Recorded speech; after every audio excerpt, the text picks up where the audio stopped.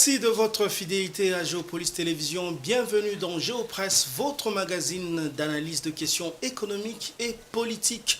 Aujourd'hui, un plateau spécial, nous recevons deux journalistes rompus de questions économiques. À ma gauche, Dieudonné Boinali, bonjour. Bonjour Patrick Ilouga. Et Dieudonné Boinali qui n'est plus à présenter, il est journaliste ici à Géopolis Forum. Et à ma droite, Eric Izami, bonjour Eric. Bonjour Patrick Ilonga, bonjour Dieudonné Boinali et bonjour aux téléspectateurs qui nous suivent. Merci pour l'invitation. Voilà, Eric Izami lui aussi qui n'est plus à présenter, journaliste à Antenne A. Allez, on va dérouler avec le sommaire de cette émission. La RDC et le FMI ont conclu deux nouveaux programmes évalués à 2,8 milliards de dollars américains. Ces grosses sommes devraient être allouées à la RDC dans les 3 prochaines années. Au gouvernement, on salue déjà une grosse performance, une grande victoire obtenue grâce à une discipline budgétaire. Nous essaierons de voir ça avec nos invités sur ce plateau. Mais au sommaire également, le secteur minier dans le Sud Kivu est en péril. C'est pas moi qui le dis, c'est le ministre des Mines, Kizito Pakabomba, qui le dit lui-même. Il a été à l'Assemblée nationale, il a peint un tableau plutôt sombre de l'exploitation minière illégale à Chabunda, Fizi et Mwenga. Nous sommes là dans le Sud Kivu. C'était un débat particulièrement intéressant à suivre. Bonjour à tous, Géopresse, le débat est ouvert.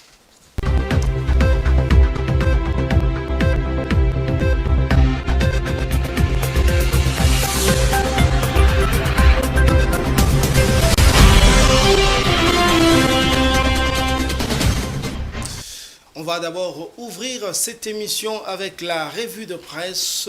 On ouvre avec la prospérité. Le quotidien titre Doudou Fwamba obtient le gros lot du FMI.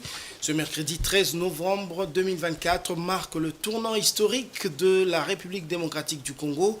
Le gouvernement Judith Suminwa Tuluka vient de marquer un coup extraordinaire avec un accord de service qui vient d'être trouvé entre la RDC et le Fonds monétaire international pour deux programmes exceptionnels, à savoir le programme triennal d'une valeur de 1,75 milliard de dollars américains, ainsi que le programme climatique 1,1 milliard de dollars américains, soit un total de 2,8 milliards de dollars que la RDC recevra dans les 3 prochaines années. C'est extraordinaire ce résultat que nous venons d'obtenir, s'est exclamé le ministre des Finances cité par Forum des As. Au-delà de cet avantage, poursuit Doudou Fwamba, nous avons un autre programme climatique de 1,1 milliard de dollars américains qui va financer les investissements pour mitiger les effets du changement climatique en termes d'adaptation et d'effets pour essayer d'aller dans le sens de préserver notre écosystème. Sur le même sujet, la référence plus douche l'enthousiasme des uns et des autres en mettant à sa une critique de Matata Ponyo à l'endroit du FMI. Le journal écrit « Détournement du fonds public en RDC », Matata Ponyo dénonce la complicité du FMI.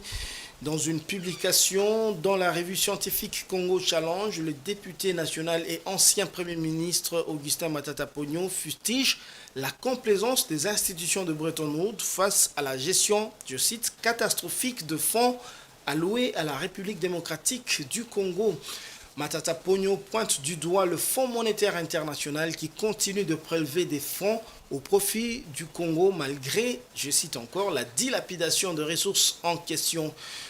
Le FMI est un faux médecin qui accompagne le malade qui ne prend pas ses médicaments, un faux médecin qui se réjouit de voir la température du patient monter. Parlant justement de température, nous allons boucler cette revue avec la conférence sur le climat, avec Info 27 qui nous informe qu'en Azerbaïdjan, Judith Suminwa mobilise le monde pour une protection renforcée des forêts congolaises. Présente à la COP29 de Bakou, la première ministre Judith Suminwa défend vigoureusement l'engagement de la République démocratique du Congo en matière de préservation de la biodiversité et de la transition écologique. Dans ses échanges avec plusieurs dignitaires, elle a rappelé le rôle central des forêts congolaises, essentiel à la régulation climatique mondiale, et plaidé pour un soutien international accru. Représentant le chef de l'État, elle porte haut la voix du pays, soulignant que ses efforts pour la conservation nécessitent une coopération et des financements à la hauteur des enjeux globaux.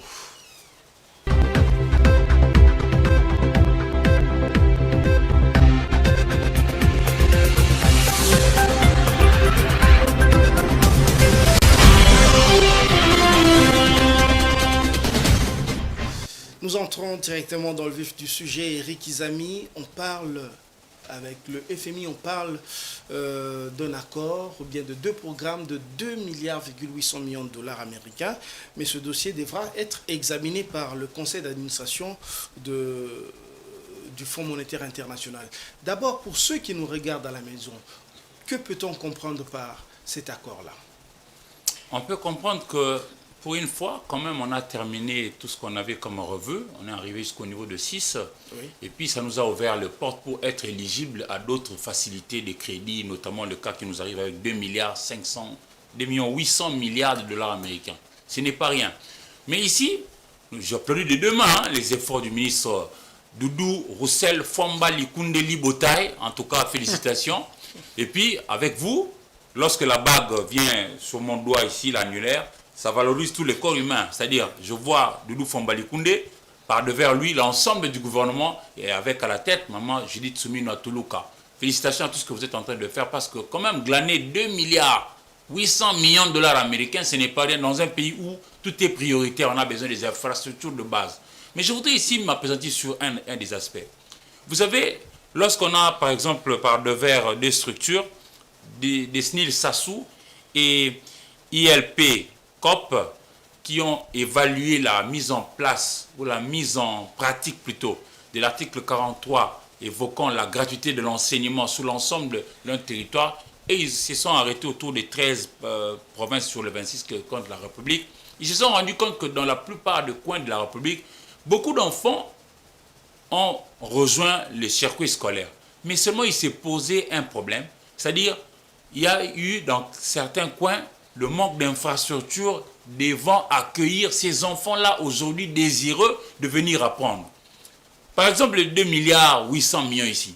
Moi, j'aurais voulu que ça soit orienté un peu comme on a dit dans le secteur de l'investissement, que l'on construit des écoles.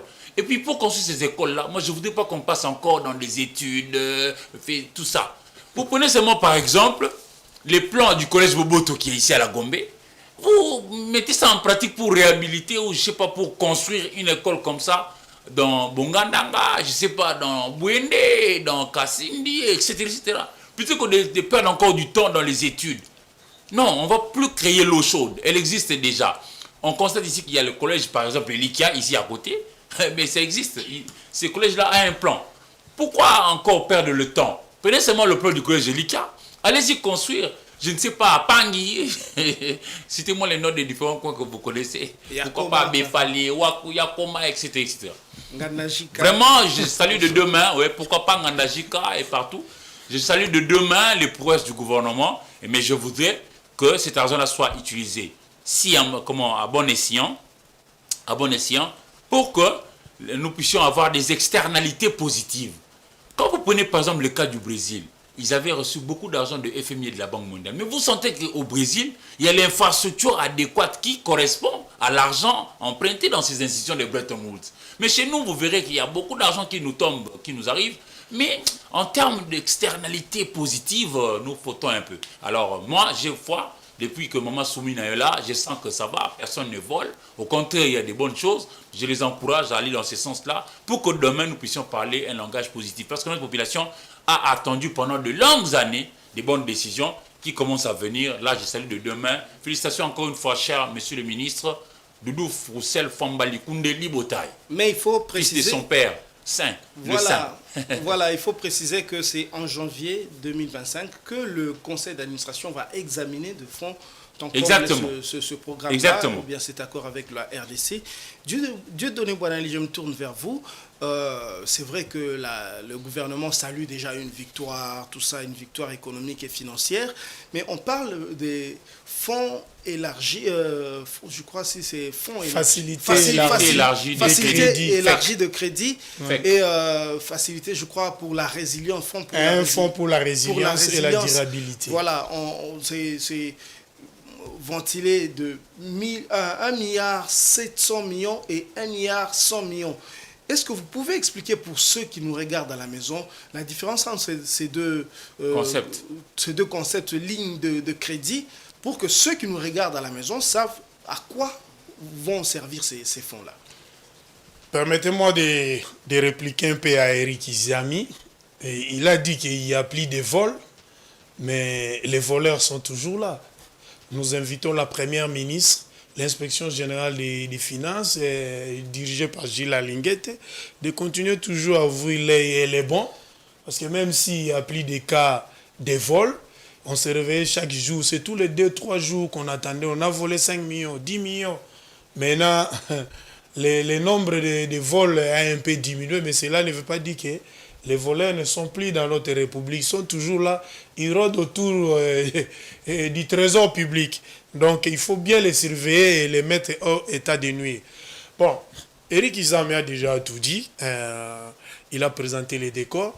Moi je vais tout simplement ajouter que sur les 2,8 milliards de dollars américains attendus du Fonds monétaire international, c'est pour la première fois que la République démocratique du Congo va bénéficier d'un appui budgétaire direct de 800 millions de dollars.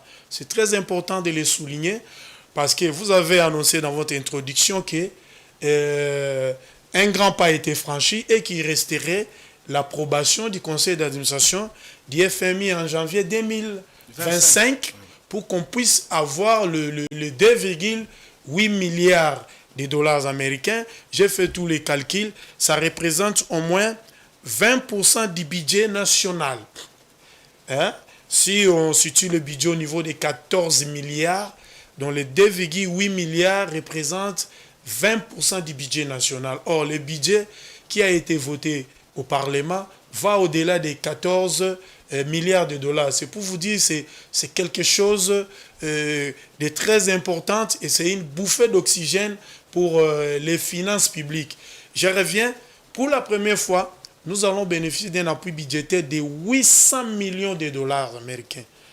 Je me dis, bon, c'est l'équivalent de la première tranche du contrat chinois révisité phase 2. Les Chinois nous ont parlé d'un montant disponible de 750 millions de dollars pour la construction des infrastructures, dont la route Kalambambouji, les rocades à Kinshasa. Je me dis, mais le gouvernement a travaillé. Il faut applaudir comme Eric Izame de demain, dire que non, le gouvernement a réalisé des prouesses. Et moi, je vois 3 personnes. Il y a premièrement le président de la République pour son leadership. Les gens disent souvent que non, le pays manque de leadership, le pays n'est pas bien géré, mais 2,8 milliards de dollars tombés sur vos comptes. Ce n'est pas pour vos beaux yeux, hein? Ce n'est pas parce que cette institution de Bretton Woods vous aime. Et il y a eu quelque chose qui s'est passé sur le terrain, par exemple, amélioration de la bonne gouvernance, il y a eu la bonne gestion des dépenses publiques, mais ça n'a pas été aussi facile d'arracher cet accord. J'ai félicité le président de la République, mais il faut féliciter aussi la première ministre. Je termine par féliciter aussi Doudou Fwamba. On voit souvent quand un nouveau membre du gouvernement arrive à la tête d'un ministère, il fait table rase de toutes les réformes courageuses, déjà engagées et positives.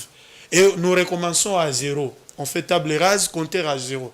Mais Doudou Fwamba a continué à pérenniser certains acquis de son prédécesseur Nicolas Kazadi. Et si je dis que ça n'a pas été facile, parce qu'il y a eu quand même des dossiers qui fâchent, qui ont été mis sur la table pour qu'on arrive à cet accord. Il y a eu des négociations. Je vois par exemple les dossiers sur la gestion des dépenses urgentes. On a reproché au gouvernement de faire des dépenses urgentes sans tenir compte des conséquences sur l'inflation, sur l'économie, sur la politique budgétaire et monétaire. On a reproché aussi au gouvernement la volonté d'augmenter les salaires des agents et fonctionnaires de l'État. Ce n'est pas un secret, tout le monde sait que les salaires d'un fonctionnaire de l'État tournent autour des $100 américains pour les huissiers. Et c'est impossible pour un chef de famille de vivre avec un salaire de moins de $100 américains. Le troisième sujet, c'était les recettes issues du contrat sino-congolais, géré par la sino-congolaise des mines Sicomine.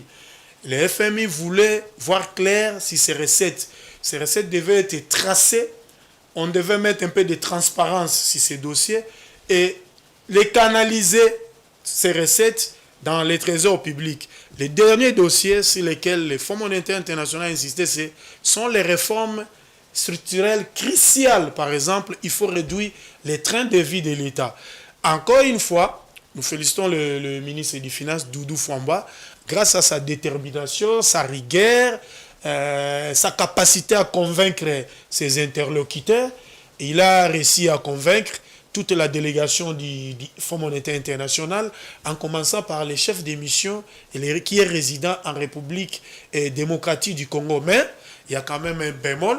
Moi, je n'ai pas aimé le fait que sur les 2,8 milliards de dollars américains, Patrick Ilunga, attendus de cette institution de Bretton Woods, qu'on puisse imposer au gouvernement congolais que voici les secteurs sur lesquels où vous devez investir. Je me dis, bon, nous avons un déficit criant en matière d'éducation. J'aurais voulu que la Banque mondiale, le FMI, voulais-je dire, conseille au gouvernement, par exemple, d'investir 80% de ces montants dans l'augmentation de notre niveau d'éducation, c'est-à-dire dans la réforme de notre système éducatif, en commençant par l'enseignement fondamental, maternel, primaire, secondaire, jusqu'au niveau de l'enseignement supérieur et universitaire. Et puis investir une partie de cet argent dans l'agriculture, qui est considérée comme le soubassement de l'économie. Mais malheureusement, on nous oblige à canaliser tous ces fonds vers des secteurs porteurs de croissance, encore que cette croissance n'est pas inclusive. C'est pour cela que les gens disent on ne voit rien, on a des réserves, les budgets augmentent, mais les sociales ne suivent pas. C'est ça où là je dénonce la dictature du FMI. Voilà, mais le gouvernement a défini aussi ses priorités. Il s'agira de soutenir d'abord on va dire le secteur sécuritaire, avec tout ce qu'on connaît comme guerre, je sais pas moi, guerre à l'Est, dans le Kwamout et partout ailleurs. Mais il y a aussi l'investissement pour la diversification de l'économie congolaise. Mais Eric Izami, vous semblez optimiste, mais ça reste quand même une dette.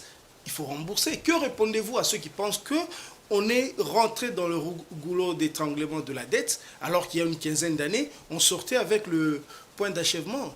Vous avez raison. C'est vrai, on peut tout faire pour pouvoir être résilient nous-mêmes à l'intérieur et ne pas toujours recourir à l'extérieur pour pouvoir soutenir ce qui devrait l'être ici à l'interne.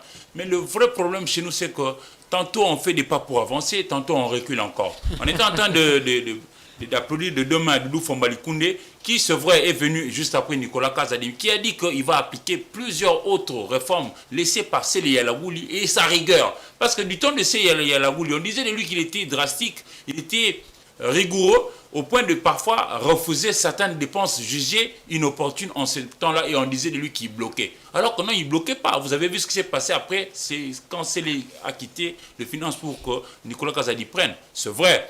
Il a eu aussi de points blancs, mais la Cour de compte, l'Assemblée nationale et même l'IGF, l'Inspection générale des finances, ont attesté que beaucoup de dépenses étaient activées en mode d'urgence et que le contrôle n'était pas toujours efficient ou pas toujours proportionnel à ce qui avait été aligné comme crédit, ligne de crédit à sortir comme l'argent. Il y avait des écueils comme ça. Maintenant que vous et moi parlons ici, au niveau du Sénat notamment hier, les deux ministres du gouvernement sont intervenus à la plénière, le ministre Aimé Boji du budget et puis le ministre Doudou Fwamba Likunde Libotaï de finances, pour expliciter à peu près ce qu'il a été avec la reddition des comptes pour 2023 et la loi rectificative de 2023, 2024 plutôt, pour que l'on puisse voir dans quelle mesure, lors de l'examen du budget pour l'exercice 2025 qui arrive, que l'on sache comment rectifier le tir, afin que nous sachions, c'est vrai, emprunter d'un côté, mais de l'autre,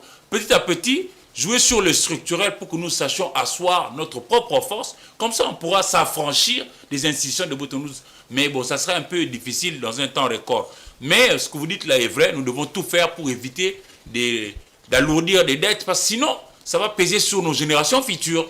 Alors que nous sommes un pays nanti, nous pourrions, si nous sommes sérieux, nous-mêmes faire en sorte que nous ne puissions pas détruire l'avenir de nos enfants, de nos petits-enfants. Voilà, Dieudonné Mwanali, je vous oppose une réflexion d'une économiste qui a travaillé aussi dans les institutions de Bretton Woods, qui dit En réalité, l'aide est fatale pour les pays africains parce que depuis 1960, par exemple, c'est plus de 1000 milliards de dollars américains qui ont été donnés aux pays africains pour changer la vie des Africains. Mais est-ce qu'aujourd'hui, on peut dire que l'aide est vraiment utile et efficace pour nous? Bon, l'aide étrangère est utile à un certain moment donné de l'histoire pour un pays. Tous les pays s'endettent. On ne doit pas se voiler la face et faire croire à l'opinion qu'il n'y a que la RDC qui s'endette. Les problèmes se trouvent au niveau de... Qu'est-ce qu'on fait de ce qu'on reçoit? De ce qu'on fait, de ce qu'on reçoit. Est-ce que nous investissons ça dans des secteurs porteurs de croissance qui vont nous permettre de tripler, de quadrupler nos revenus, et par ricochet, ça nous permet de rembourser l'emprunt? C'est là où se situent les problèmes. On ne s'endette pas pour aller augmenter les salaires du personnel politique. On ne s'endette pas pour aller financer la campagne électorale d'un gouvernant. On ne s'endette pas aussi pour aller payer des primes. On s'endette pour construire des infrastructures routières qui vont permettre au pays, la République démocratique du Congo, de se désenclaver, de relier les 26 provinces entre elles, de relier les villes entre elles, les communes entre elles, les quartiers entre eux. Je vous donne un exemple banal. Nous sommes à Kinshasa. Vous avez 3 communes, Barumbu, Kinshasa, et la commune mère de Kinshasa et Gombe. Mais si on vous donne un véhicule aujourd'hui, on vous dit allez faire un tour dans ces 3 communes. Je vous dis mais c'est pratiquement impossible. Ces 3 communes sont aujourd'hui enclavées. Il n'y a pas de communication. On peut ajouter même Lingwala. Est-ce que quelqu'un peut quitter Barumbu pour aller à Lingwala? Non, impossible. Quelqu'un peut quitter la commune de Kinshasa et entrer dans Barumbu? Jamais. Vous allez prendre quelle voie? C'est là où je vous dis que l'aide étrangère n'est pas mauvaise en soi. Cela dépend de certains paramètres à mettre sur la table pour juger que non, telle aide est mauvaise. On évalue d'abord les taux d'intérêt. Si c'est excessif, on dit non. Taux et l'équipe makasi. Comment taux de fambongo belé boye, mouké boye, pour payer un taux d'intérêt élevé? C'est le premier critère pour évaluer l'aide, si elle est mauvaise ou elle est bonne. Deuxième critère, le temps de remboursement. C'est à court terme, à moyen terme ou c'est à long terme. Le troisième critère, la destination de cette aide-là. J'ai parlé tout à l'heure, on s'endette pour faire face au déficit budgétaire. On s'endette pour investir dans la construction des infrastructures. Je ne parle pas des petites routes de 500 mètres, 600 mètres. Je suis en train de parler des routes nationales. Je vois la RN1, la RN2, la RN4. Continuer le chemin de fer là où les Belges l'ont laissé à Inongo depuis Kalemi, Sakanya. Pourquoi pas ne faire parachever ce chemin de fer de Inongo à Kinshasa? Continuer la voie ferrée telle que les Belges l'ont laissé à l'aéroport d'Indjili. Ça peut continuer jusqu'à Maluku. C'est moins de 100 km. Qu'est-ce qui nous manque à parachever cette voie? Et surtout que nous sommes en train d'implanter ou d'implémenter des zones économiques spéciales dans cette partie de la capitale, considérée comme la plus grande de notre ville. C'est pour cela que je vous dis, l'aide étrangère n'est pas mauvaise. Si vous utilisez ça mal, non seulement vous avez dilapidé, parce que dès que vous recevez ça, ce n'est plus l'argent de l'étranger, ça devient l'argent du trésor public. Donc quand vous dilapidez ça, vous utilisez ça mal, ça devient le détournement des deniers publics. Quand vous n'utilisez pas ça aussi pour des besoins pour lesquels ils ont été mobilisés, les besoins pour lesquels toute la nation s'est mobilisée, toute la nation a travaillé pour arracher cet accord-là de 2,8 milliards de dollars, alors ça aura servi à rien. Alors à quoi aller s'endetter si nous sommes incapables d'utiliser les montants qu'on nous a empruntés. Et surtout, je termine par dire, c'est aussi un test grandeur nature qu'on a fait au gouvernement. Nous avons fêté ici, c'est pour la première fois qu'on aura un appui budgétaire de 800 millions de dollars. On a applaudi. On aura 2,8 milliards en 3 ans. Si nous utilisons ça bien, ça occasionne les relèvements de notre niveau économique, la vie sociale augmente, l'économie tourne.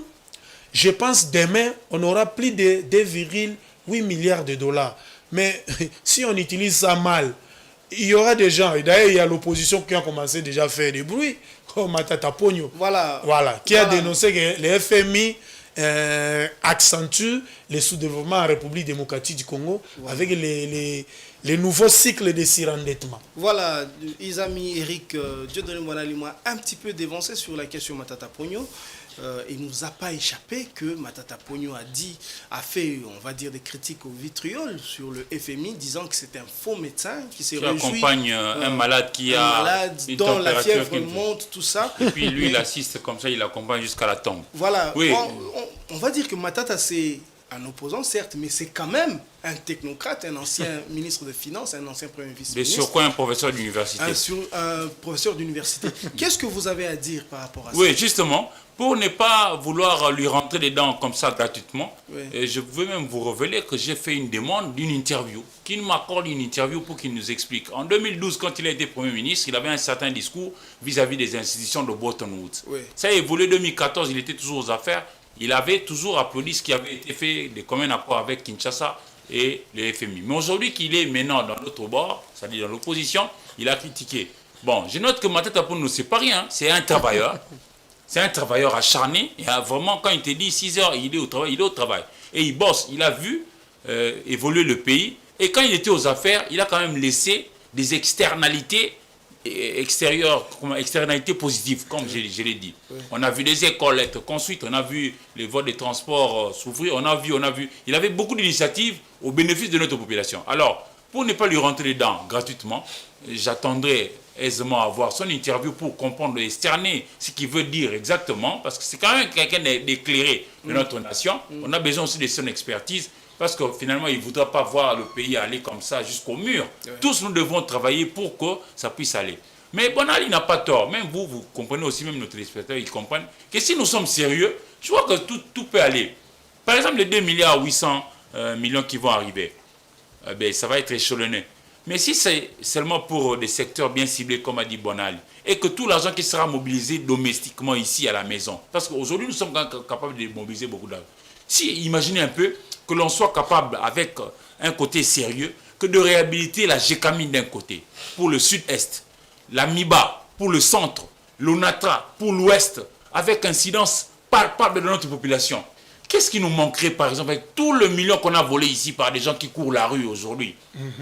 Qu'est-ce qui nous manquerait de revigorer l'ONATRA, qui est un colosse, un géant, aujourd'hui malheureusement au pied d'argile? Achetons quelques 4-5 bateaux pour l'ONATRA, les uns faisant le Monano, les autres faisant les Michio. Moi, je suis un fils de l'ONATRA, j'en sais quelque chose. Mais il y aura quand même la nourriture en abondance dans de grandes villes. Pourquoi pas revoir un peu le côté de la voie ferrée pour le Congo central et Kinshasa, vice-versa. Aujourd'hui, dans notre capitale ici, la mégapole, c'est difficile de circuler. Moi, ton frère qui mettait 5 minutes pour quitter chez moi à 24 novembre et atteindre l'école des enfants au collège Bobo, tout ça, mettait 5 minutes. Mais aujourd'hui, j'en mets 52, 55 minutes. Si vous ne vous levez pas tôt, les enfants arrivent en retard et ils ont des ennuis à l'école. Pourquoi? Parce qu'il n'y a pas de route. Il n'y a pas de route, papa. Les quelques routes nous léguées par les Colombiens, tout est détruit. Kassai, Kabinda, Croix-Rouge, Flambeau, Itaga. Itaga passe par 3 communes. Ça part du quartier Bon Marché, ça traverse Barumbu, Kinshasa, jusqu'à Lingwala et ça bouge au niveau de 24 novembre, là où se trouve Schengen. Mais elle est vraiment impraticable depuis des dizaines d'années aujourd'hui. Qu'est-ce qui nous manquerait à réhabiliter toutes ces routes-là? Quand j'étais enfant, je pouvais quitter l'avenue Plateau, qui commence par Dima, Somba Zikida, le marché, jusqu'à déboucher ici devant l'Equity BCDC, autrefois la Belgolaise. Qu'est-ce qui nous manque? Bon, les uns diront qu'il faut changer la constitution. Moi, je trouve qu'il n'y a pas de débat par rapport à ça. Pour créer des routes ici, il faut changer de constitution. Exactement. Donc... Gilles Linguette qui traque les voleurs ici. Est-ce qu'on a changé de constitution pour qu'il soit consciencieux? Il est consciencieux, il participe lui aussi à la manière dont il sait pour participer à ce que le pays aille de l'avant. Pour moi, je pense que nous pouvons toujours orienter maintenant l'autre cagnotte à réhabiliter ce qui est essentiel. Croyez-moi, si le chef de l'État, Félix Antoine Tshisekedi, arrivait tant soit fait à redonner le souffle à la Chikamine, à la Miba, à l'Onatra, je ne dis pas que tout serait déjà nickel comme tout serait rose, mais on sentirait quand même un petit quelque chose. Parce que là, ça ne va pas. Les gens grognent et voilà pourquoi nous sommes en train de faire notre boulot, hein, d'alerter les uns les autres pour que l'on fasse chacun le bon boulot et puis avancer. Très bien. Dieudonné Boinane, on va terminer avec ce thème, mais un petit commentaire sur ce qu'a dit Matata Ponyo. Bon, et j'ajoute en disant que si le FMI, en nous donnant ces facilités, cette facilité de crédit, élargie des crédits, si le FMI avait laissé, les fonds avaient laissé les mains libres au gouvernement congolais de ne pas mettre son dictat sur la destination et l'utilisation de ces fonds, je pense que le gouvernement aurait pensé par exemple à la relance de la cimenterie nationale, Sinat, la sidérurgie de Maluku, la minière de Bakwanga Miba, et nous avons la Sengamine. En ce qui concerne Matata Ponyo, excusez-moi pour ma voix, je pense Matata Ponyo c'est un professeur d'université. Il nous a construit une Silicon Valley à Kindu, la première en République démocratique du Congo. Matata, ancien premier ministre, ancien ministre des Finances, DG du BCECO, député national et aujourd'hui sénateur. Moi, je n'arrive pas à vraiment... Non, il était sénateur autrefois, aujourd'hui député national. Je n'arrive pas vraiment à comprendre pourquoi il a fait cette sortie médiatique maintenant. Bon, certains diront qu'il était bien informé, il savait qu'une délégation du FMI allait venir en République démocratique du Congo pour faire une grande annonce sur les performances économiques du gouvernement souminois. Un travail qui avait commencé avec le gouvernement précédent, mais qui a été parachevé par le gouvernement souminois. Nous jetons des fleurs à Doudou Fwamba, mais il ne faut pas aussi oublier que Nicolas Kazadi a été aussi pour quelque chose. Je vous rappelle que Matata Ponyo, ça fait plusieurs mois qu'il réclame 1,9 million de dollars de son bureau d'études. Congo Challenge. Non payés par le ministère des Finances. Certaines personnes diront c'est de la jalousie. Parce que dans ces pays, nous avons connu plusieurs premiers ministres. Adolphe Mouzitu nous a aidés à atteindre l'initiative, le point d'achèvement. L'initiative Pays pauvres, très endettés, PPTE. Et jusqu'aujourd'hui, dans les annales de l'histoire, l'histoire reconnaît cela à Adolphe Mouzitu. Et aujourd'hui, vous avez un gouvernement géré par une dame, Judith Souminois. On vient vous dire, c'est pour la première fois que le gouvernement de la République démocratique du Congo va recevoir un appui budgétaire direct de 800 millions de dollars sur les 2,8 milliards de dollars. Vous croyez que ça va faire plaisir à l'opposition? Mais l'opposition est là pour que le gouvernement échoue, pour qu'en 2028, on change de gouvernants, les électeurs sanctionnent l'actuelle administration, l'administration Tshisekedi, pour qu'ils soient au pouvoir. Donc, le fait déjà de réaliser ces performances, je pense au niveau de l'opposition, il y a certaines personnes qui ne sont pas contentes. Ne croyez pas que vous avez une opposition comme celle de l'Occident, où quand tout va bien, on applaudit. L'opposition sera toujours à jeter de l'opprobre sur les performances du gouvernement actuel. Par là, j'aimerais dire, il y a certaines choses que Matata a dit qui sont vraies, mais il y a aussi des contre-vérités. Moi, je suis allé sur sa page Twitter. J'ai découvert des tweets de 2014, de 2018, et puis le plus récent, c'est celui de 2024, où il publie l'extrait de son article où il dit, je cite, « Le FMI soutient le sous-développement en RDC, ce qui est dramatique et inacceptable au regard des missions dévolues à cette institution de Bretton Woods depuis sa création. Le FMI doit arrêter d'hypothéquer l'avenir des Congolais et des générations futures. » Mais quand il félicitait le FMI en 2014, en 2018, ce n'était pas le même Premier ministre, le même Matata Pogno, qu'on a vu prendre une photo pour la postérité avec Madame Christine Lagarde. Je pense que ce gouvernement mérite des éloges. Quand tout va mal, on dit non, on critique le gouvernement pour les embouteillages. Non? Tout le monde dit que non, les embouteillages, et l'hôtel de ville ne parvient pas à gérer les embouteillages. Il y a des inondations, les caniveaux ne sont pas curés. La ville est sale. Tout le monde le dit, non? Mais quand un gouvernement réalise des performances économiques, quand un gouvernement arrive à arracher un accord aussi important que celui-là, il y a lui aussi de reconnaître qu'en tout cas, sur tel point, tu sais qu'il travaille bien et son administration. Merci. Sinon, c'est de la malhonnêteté, surtout qu'il est professeur d'université, il est intellectuel. Moi, je pense qu'il devait couper la poire en deux, dire c'est une bonne chose, mais attention, voici mes craintes en tant que scientifique, en tant qu'académicien. Le FMI ne va pas nous permettre d'atteindre telle chose. Voilà. Les 2,8 milliards, par exemple, va occasionner le surendettement. Donc, nous revenons à la case de départ d'avant Mouzito avec PPTE. Là, ça passe. Voilà, je pense, c'est mon opinion. Venons-en maintenant à notre deuxième thème. Je l'avais annoncé en titre. Le secteur minier au Sud Kivu est en péril. C'est le ministre Kizito Pakabomba lui-même qui l'a déclaré. Avant d'entrer dans le vif du débat avec mes invités ici, je vous propose d'abord de suivre un élément qui va planter les décors. C'est un diagnostic général que le ministre de Mines a fait sur la gouvernance minière dans le Sud Kivu, principalement dans les territoires de Mwenga, Fizi et Chabunda. Kizito Pakabomba a fait savoir qu'il sévit un désordre généralisé dans les 3 territoires où l'or, le coltan et l'étain sont produits aussi bien par les industriels que de coopératives artisanales. Les 53 entreprises et coopératives se partagent quasiment les mêmes périmètres miniers, ce qui entraîne des conflits d'intérêts entre ces 2 modes d'exploitation. Le ministre affirme qu'une mission de son portefeuille a mené une inspection pour prendre le pouls d'un secteur en proie à la cupidité des rapaces de tout genre. Selon le ministre Pakabomba, les résultats de l'enquête menée est sans appel. L'exploitation minière dans ces territoires représente des défis considérables, notamment en matière de régulation, de sécurité et de respect des normes environnementales et sociales.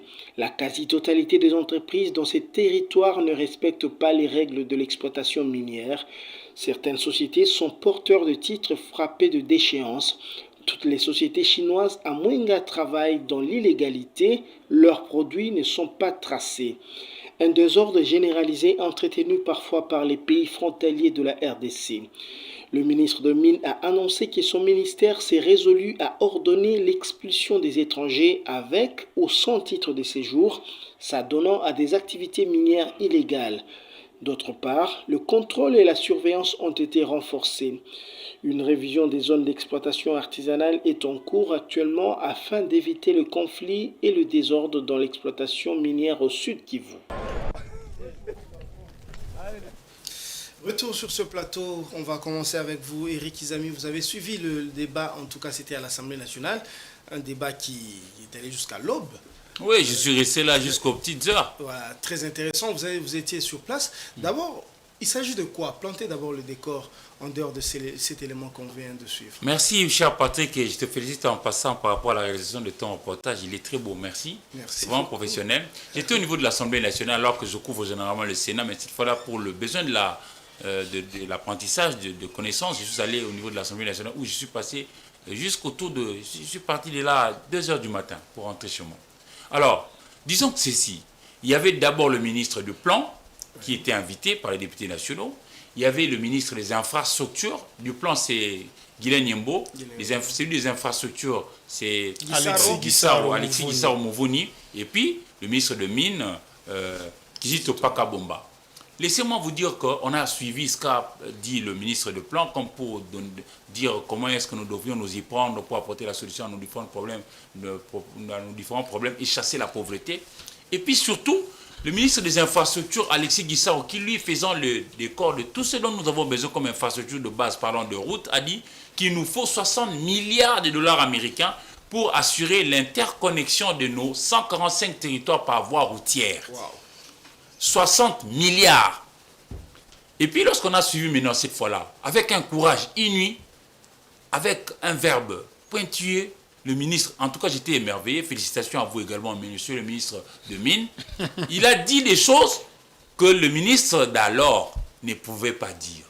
Il dit entre autres, par exemple, dans les territoires de Chabunda, de Fizi et de Mwenga, il y a certains, pas tous, hein, je martèle sur le mot certains généraux de notre armée qui comme ça font le lit des étrangers, notamment citant les Chinois, nommément, et même leurs entreprises, situant là où ça se trouve, comment ils font. C'est-à-dire qu'il y a bien des entreprises chinoises qui, chez nous, exploitent de l'or qui pouvait nous aider, à nous, République démocratique du Congo, de mobiliser même au-delà des 60 milliards demandés par Alexis Guissaro au Trésor public pour réaliser toutes les infrastructures routières, mais qui s'envolent comme ça par devers la prise en otage de l'État, par l'exploitation illicite, et encouragée par le nôtre, censé pouvoir aider l'État à pouvoir collecter l'argent, et ils aident les étrangers à pouvoir se faire de l'argent du beurre et envoyer dans leur pays. C'est le cas de l'or.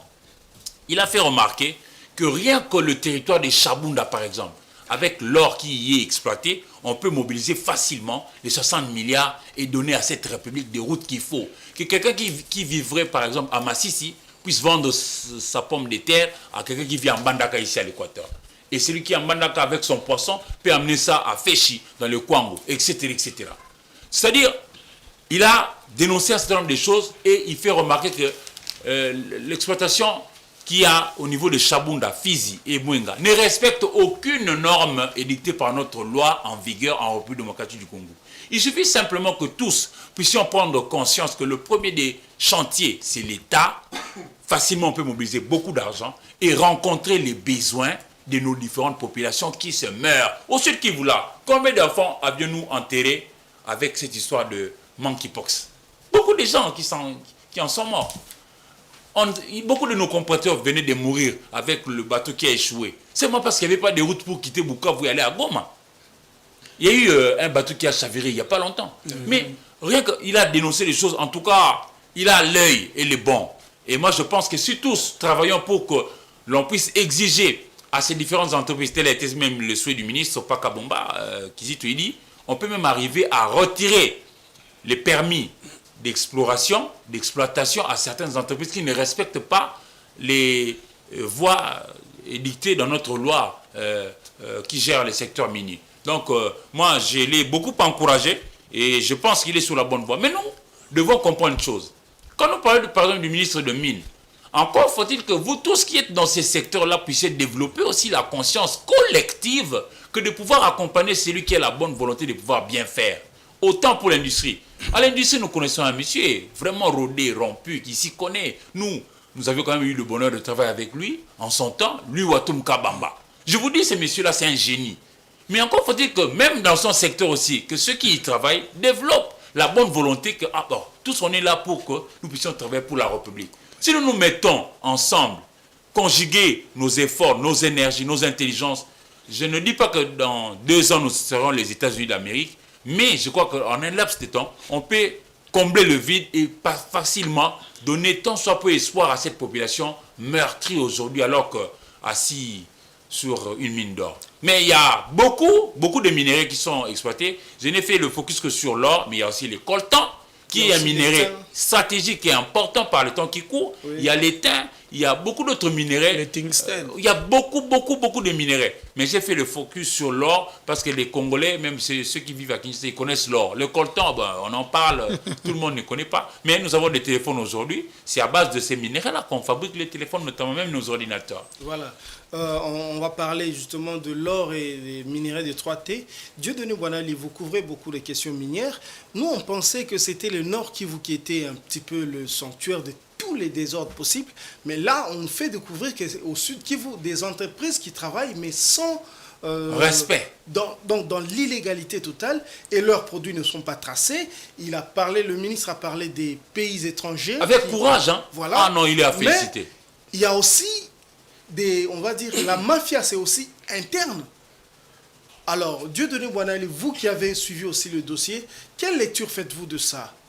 Bon, je vais d'abord rappeler que la République démocratique du Congo est non seulement un pays à cheval sur l'Équateur, mais nous sommes aussi à cheval sur les Copperbelt Katangé. La ceinture la ceinture du Kiboko Baltifère. Ouais.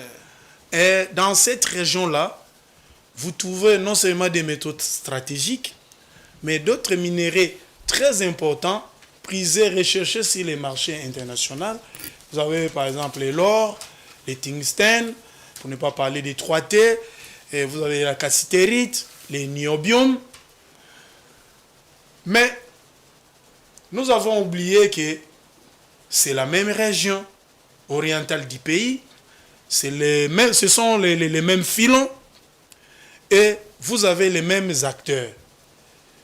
Et vous avez les mêmes problèmes, les conflits armés, l'exploitation illicite et de nos minéraux. C'est là où vous trouvez aussi la grande partie de l'exploitation artisanale.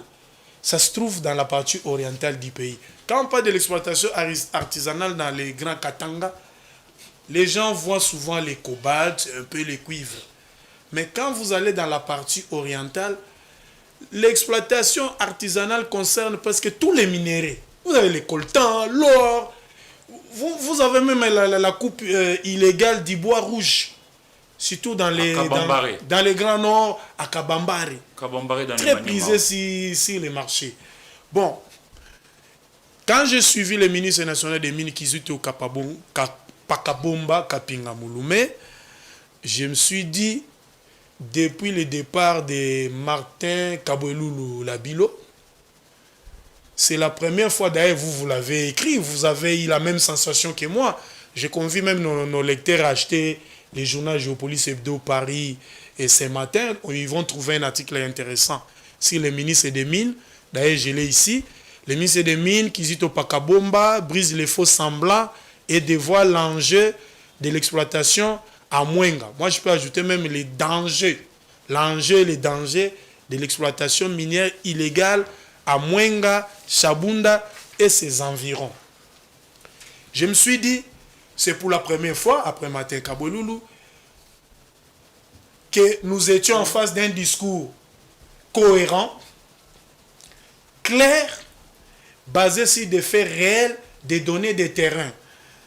Nous semblons oublier que lorsque le ministre a fait la remise et reprise avec son prédécesseur Antoinette Samba Kalambay, il n'a pas voulu mettre la charrue avant le bœuf. Oui. Il a commencé d'abord par visiter son administration, à commencer par la cheville ouvrière, le secrétariat général, voir dans quelles conditions les agents et fonctionnaires de l'État travaillaient.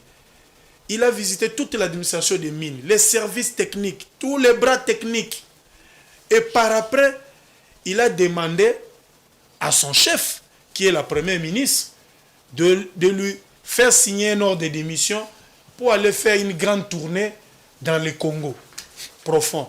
Une tournée qui commencera par l'est de la République, l'est, la partie sud-est, et puis il va aller dans le Grand Nord, où se trouve Kibali Gold Mine, et puis,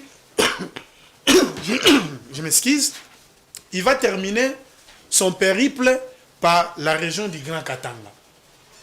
Kizito Pakabomba n'avait pas seulement visité des mines de classe mondiale, qui fonctionnaient très bien, avec comme des productions régulières, comme Kibali Gold Mine à Ouatsa, comme Ivanoé à Kamoa, comme Glencore avec ses filiales Kamoto Copper Company et Mutanda Mining. Le ministre a constaté aussi des mauvaises choses dans son secteur, la présence des groupes armés, la présence des militaires, Eric Ilzami l'a dit ici, de certains officiers de l'armée, d'ailleurs Vital Kamerhe, le président de l'Assemblée nationale, l'a aussi dénoncé, la présence des étrangers. Vous avez des Chinois qui sont en grand nombre, c'est la population la plus grande. Vous avez les Chinois. Ils détruisent nos rivières, ils détruisent même nos rivières, nos forêts, la biodiversité, sous la barbe de certains services publics de l'État, de certains agents complices. Ils sont là à cause de quelques billets de banque qu'on vous a donnés. Vous permettez à ce qu'un Chinois puisse accéder dans des zones minières en violation des lois de la République. Impunément, et puis prendre de l'or impunément et puis s'en aller nous laisser des miettes. Mais c'est regrettable. On va évoluer. Et dans cette enquête, je termine, le ministre Kizito Pakabomba a recensé dans les territoires de Mwenga, Fizi et Chabunda 53 entreprises minières avec 41 permis d'exploitation, 93 permis de recherche. Il a constaté aussi une cohabitation entre l'exploitation artisanale et industrielle qui entraîne souvent des conflits d'intérêts dans ces territoires.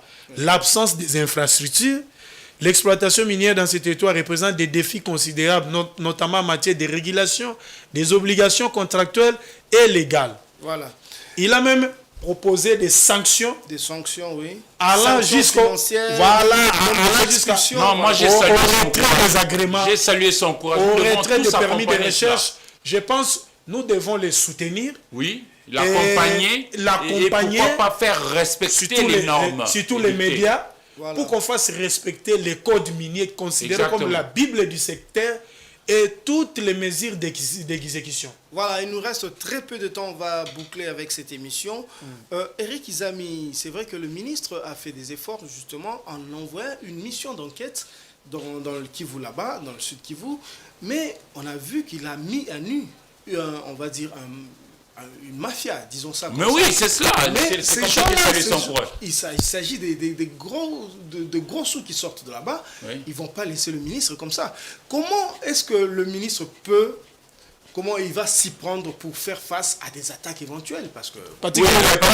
Je crains que le ministre Kizito Pakabomba, s'il n'est pas soutenu par la population, s'il n'est pas soutenu comme le ministre Constant Moutamba, par les chefs de l'État et tous les restes des membres de la République que nous sommes, il risque de subir le sort qu'un ministre de l'économie de l'époque.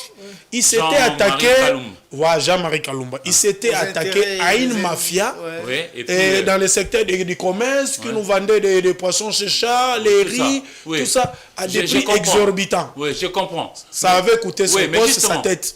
C'est là où c'est ça notre rôle. Voilà. C'est là que nous, ça c'est maintenant notre devoir à nous que de pouvoir ouvrir l'œil et les bons de notre population pour que celle-ci comprenne qui est là pour ses intérêts. Non, le ministre a déjà fait sa part. Déjà, il a commencé à faire sa part. Nous aussi, nous faisons la nôtre. Parce que l'on dit, pour que la loi du progrès exista, il eût fallu que chacun voulût la créer. Pour que cette émission soit belle, il faudrait que chacun de nous mette un petit quelque chose pour que ça puisse aller. Nous voulons que le feu soit meilleur, que chacun amène un petit morceau de bois, un peu comme disent les Chinois. Comme ça, le feu sera grand. Le ministre a fait sa part. Nous aussi, journalistes, faisons le nôtre dans un caractère sérieux. Ici, il s'agit de vivre selon cette phrase. Mon défunt papa me disait, le bonheur, il n'est bonheur que quand il est partagé. Oui. En réalité, au Congo, nous pouvons vivre dans le bonheur. Mais seulement si moi, je comprends que mon bonheur, c'est de donner la bonne information, fiable, vérifiable, vraie, honnête à ma population. Comme ça, ma population prendra des décisions adaptées aux réalités. Et si chacun fait autant dans son secteur, nous connaîtrons le peuple roi. Autre chose, Eric Izami. Moi, j'ai aimé la démarche du ministre Kizito Pakabomba sur tous les changements de paradigme. Exactement. Il n'a pas voulu parler de ça. Il s'est démarqué de ses prédécesseurs et de certains même ministres de la République, que ce soit au niveau national et provincial. Il n'a pas voulu se contenter des rapports parfois fantaisistes. Il est allé sur le terrain. Il est allé sur le terrain. Discuter avec les gens. Même dans des zones à risque, il a discuté avec les gens. Il a instauré un dialogue avec toutes les parties prenantes, les entreprises minières, les communautés, les artisanaux. il a reçu toutes les informations et des données. Et vous avez vu quand il a parlé devant la représentation nationale, personne ne l'a contredit. Hein. Ouais, il était à l'aise. Les gens se demandaient certains pensaient qu'il allait se noyer. Ouais. Il allait se noyer. Fait bonne figure. Parce que derrière cette question orale, c'est caché aussi et une démarche d'interpellation et d'aimer qu'on puisse les démettre et surtout qu'on parlerait d'un remaniement entre janvier et mars 2025. À l'issue d'une évaluation. Voilà, à l'issue d'une évaluation que le chef de l'État avait annoncée. C'était une occasion. N'oubliez pas que le ministère des Mines, c'est un poste juteux et stratégique pour certains partis politiques. Donc, derrière cette démarche, on attendait qu'ils ne puissent pas convaincre, qu'ils puissent devenir avec des données saisies par un opérateur de saisie qui ne connaît rien du secteur minier et qui ajoute des fausses informations. Lui, il va le lire avec des informations quantifiables, vérifiables. Il les a opposées à la représentation nationale. Et puis il a avec brio. Il a fourni le recensement général on va dire, du secteur minier dans le Sud Kivu. On va terminer avec cette question, une petite question. Il a parlé de la cohabitation difficile entre les artisanaux et les industriels. Cela se pose partout où il y a l'activité minière, que ce soit dans le Lualaba, dans le Haut-Katanga. Et il a informé d'ailleurs qu'il y a des zones d'exploitation artisanale qui sont en train d'être créées. C'est une problématique, c'est vrai que c'est posé dans la loi minière, mais dans les faits, il y a toujours cette problématique-là. Qu'est-ce que vous pouvez, en tout cas, vous conseiller aux gens qui nous dirigent par rapport à ces deux modes d'exploitation? Oui, justement, d'abord, l'engagement du chef de l'État à soutenir M. Kizito Pakabomba Ngalamouloumé. Hein? Il doit vraiment être soutenu par le chef de l'État, par la première ministre et par l'ensemble du gouvernement et tous les érudits du pays. Vous qui aimez les Congo, n'aimez pas seulement le Congo par rapport aux avantages que vous tirez du Congo. Aimons plutôt le Congo par rapport à ce que nous allons léguer à nos enfants. Parce que, disons-nous la vérité, demain, si nous ne sommes pas à la hauteur, ceux qui sont enfants aujourd'hui vont nous rire au nez. Ils diront, papa, vous étiez là, qu'avez-vous fait, qu'avez-vous dit, vous étiez dans tel secteur. Quel avait été votre apport pour que nous puissions tant soit peu apporter la solution? Le moment est venu pour soutenir ceux qui travaillent bien. Alors, ceux qui ne travaillent pas bien, moi, j'en appelle à la sanction négative.